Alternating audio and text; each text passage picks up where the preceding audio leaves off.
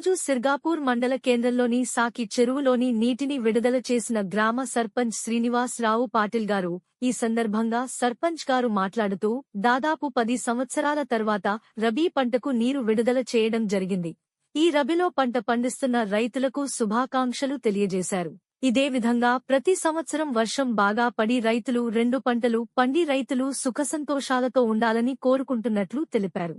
ఈ కార్యక్రమంలో మనీష్ పటేల్, మండల కాంగ్రెస్ అధ్యక్షులు RI. Johnson, irrigation work inspector Venkat Goud, panchayati secretary Naveen Prashant Patel, ఉప sarpanch Bhikshapathi Yadav, Krishna, SC cell Jameel, Asik, ward మెంబర్లు రాజా గౌడ్, లింగం నర్సింలు, నాందేవ్, మచ్చేందర్, సుభాష్ పాటిల్, అబ్దుల్ హుస్సేన్, ప్రేమ్, కృష్ణ గౌడ్, బాబు, మల్లన్న పటేల్, ప్రవీణ్ గౌడ్, నరసయ్య, ప్రణయ్ తదితరులు పాల్గొన్నారు.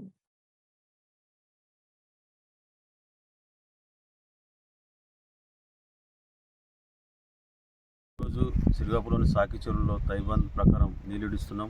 ఈ సందర్భంగా మాకు ఒక సంతోషకర విషయం ఏంటంటే మేము రాగానే ఈ అవకాశం మాకు వచ్చినందుకు చాలా సంతోషంగా ఉంది.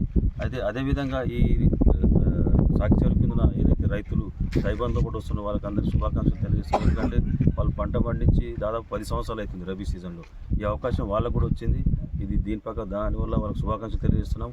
ఈ విధంగా దీని కింద ఇంకా కొన్ని ప్రాబ్లమ్స్ ఉన్నాయి, అవి కూడా దాదాపు సాల్వ్ చేస్తాం. మన ఎమ్మెల్యే సంజయ్ రెడ్డి, తర్వాత ఎంపీ సురేష్ శెట్కర్ సాయంతో కొన్ని మరమ్మతులు ఉన్నాయి, అవి కూడా పూర్తి చేస్తాం.